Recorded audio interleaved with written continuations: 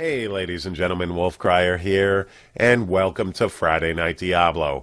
This video series is going to be done every Friday night, and it is going to replace my weekly Solo Monk Top 10 Leaderboard Countdown. I've decided to instead review a number of topics regarding Diablo, the leaderboards, the metas, that type of thing, and to be able to give my opinion on certain topics. So, this week's topic is going to be the leaderboards, metas, and what it takes to break the top 20. Okay, the first thing about this video is it takes a lot to get into the top 20. What people don't realize is you can just say, oh, it's Raiment Generator. That's the only way you're going to get there.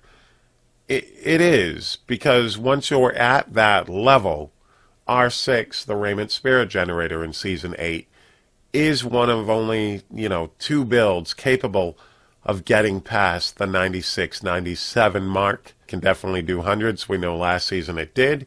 But the problem is that unless you are reaching that top tier, that top 30, top 20 on the leaderboards, your build should actually fit you and not the meta.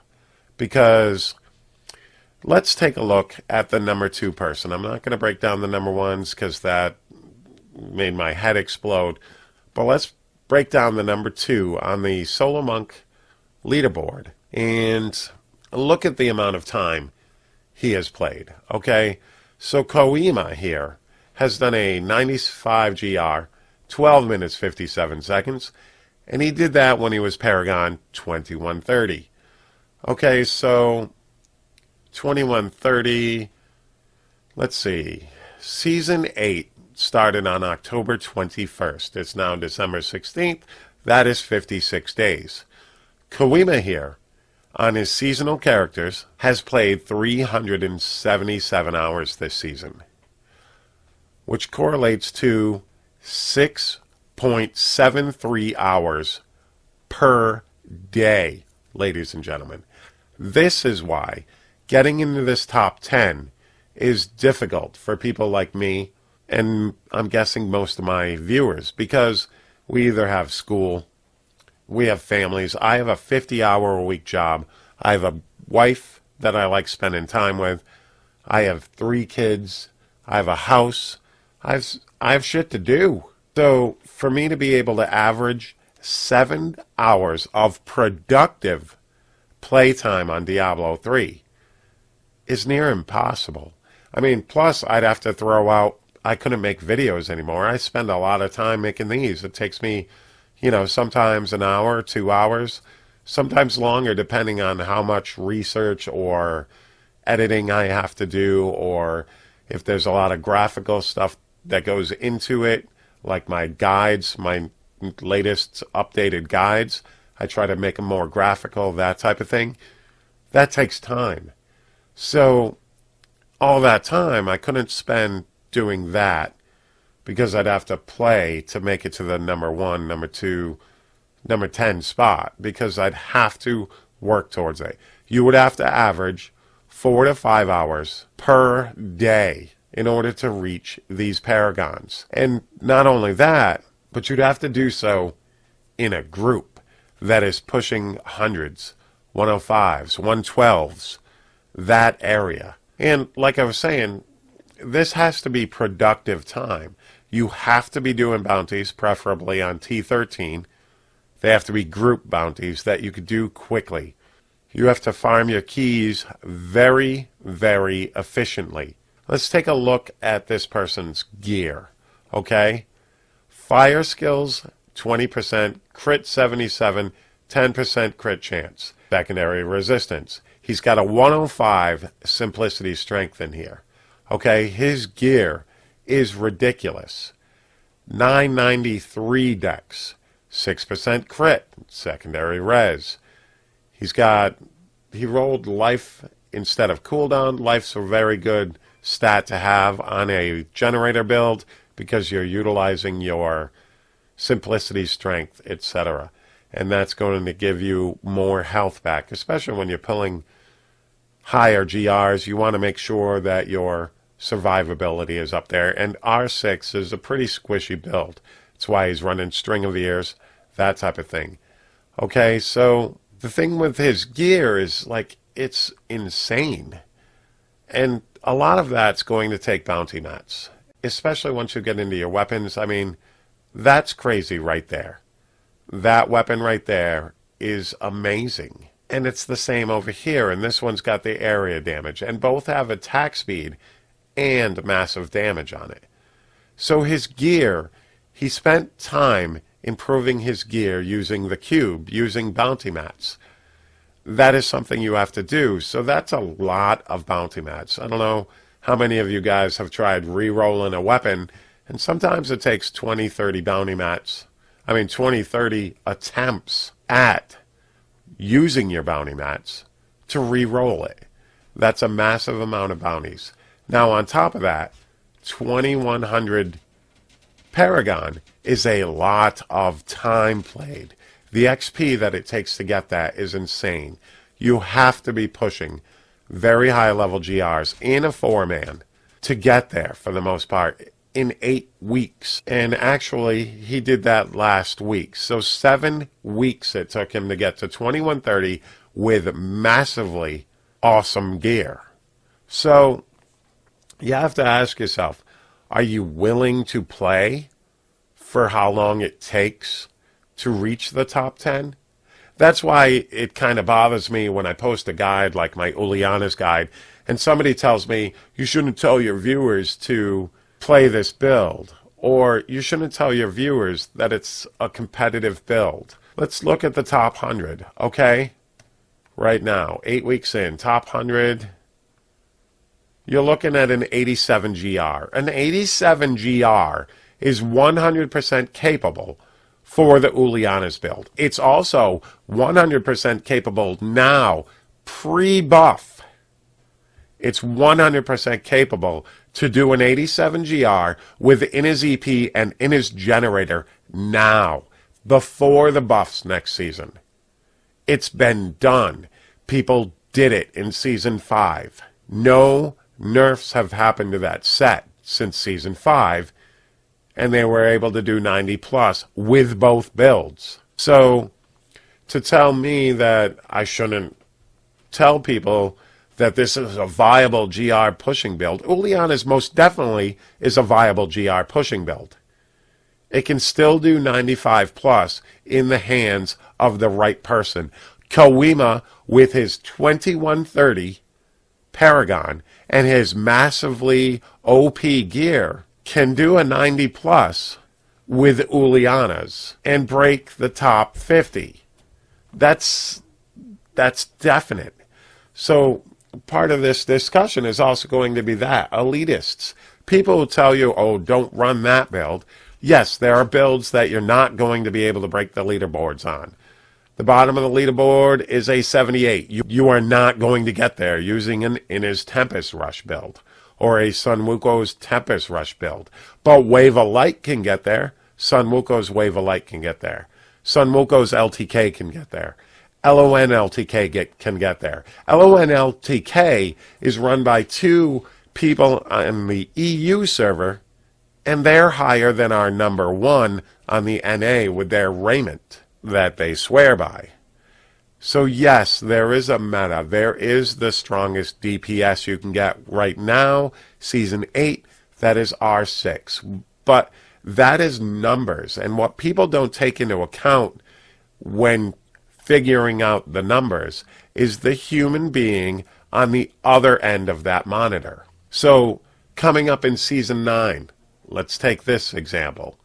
Inna's generator gets buffed. Inna's generator will not do as much damage as R6.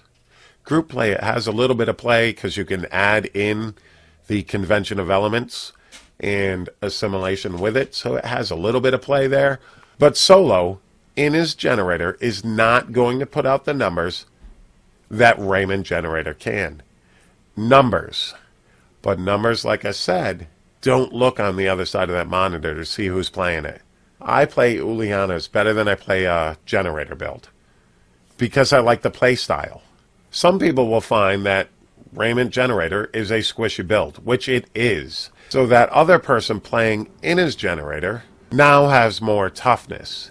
So his DPS actually increases by using in his generator instead of Raiment Generator, because that person now no longer dies as much, and uptime equals more DPS. It is like wicked cold in here, so I do apologize for the heat kicking on and off.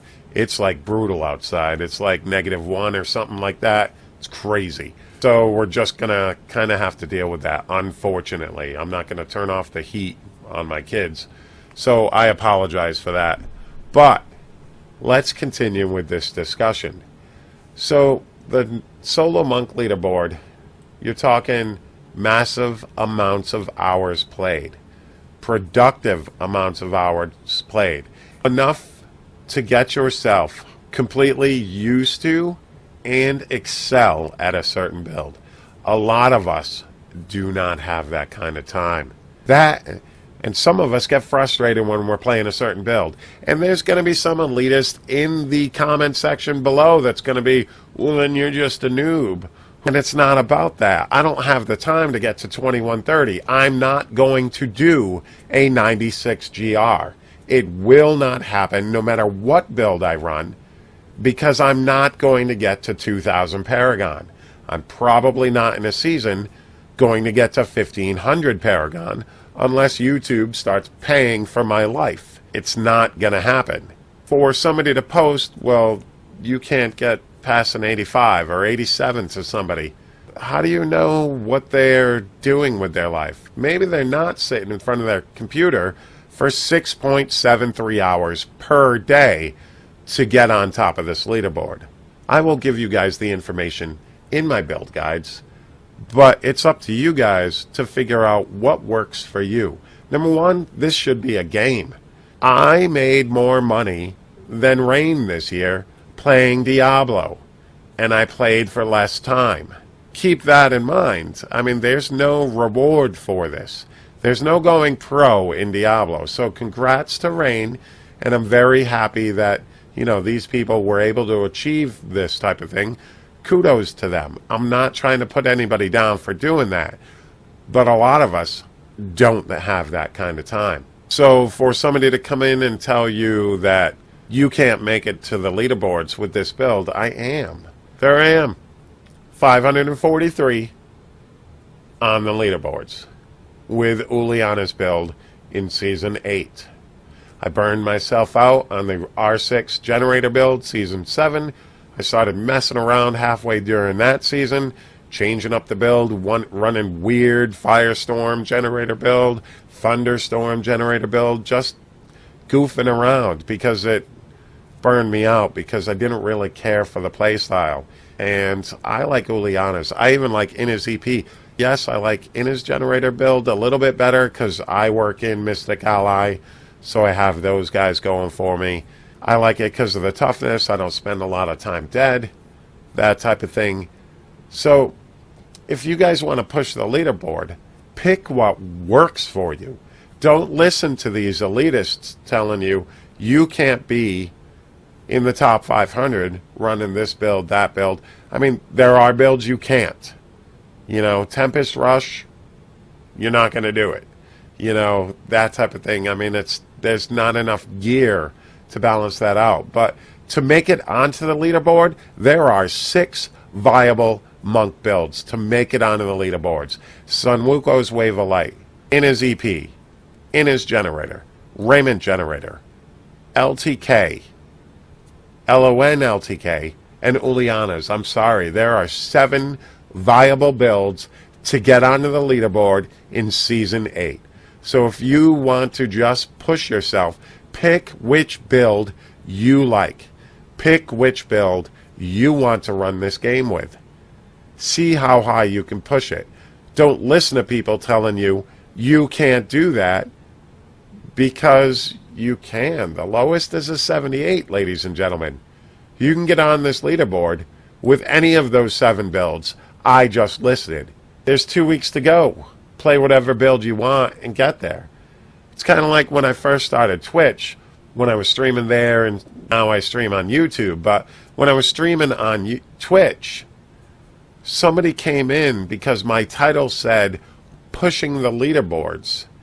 And he came in and started being one of those elitist dickheads. And he's like, you can't push the leaderboards with that Paragon. And at the time, I think I was like 750 Paragon. And I turned to him and I looked right at this camera and said, fuck you, I can't.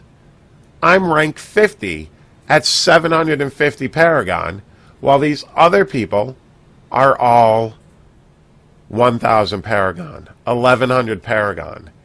So don't let any elitist tell you, because they crunch the numbers, tell you that, oh, unless you run Raymond Generator, you're not going to be top 100. Yes, you can. You can do it with 6 builds. Because, like I said, numbers don't take into account the human aspect. They don't take into account all the riff variations, because they don't. Just because somebody's wicked good with math, which, thank you guys.